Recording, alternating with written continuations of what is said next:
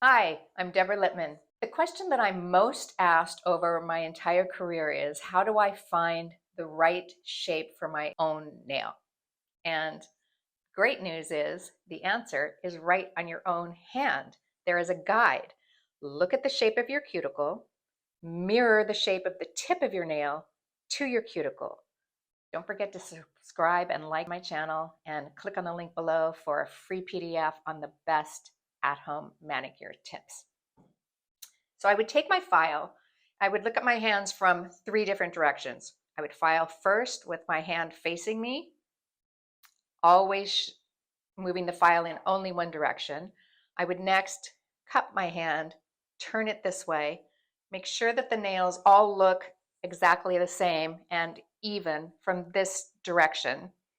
And then I would go back here one more time, run the file across, make sure it's perfect, make sure it matches my cuticle, and voila, the best shape for your own nails.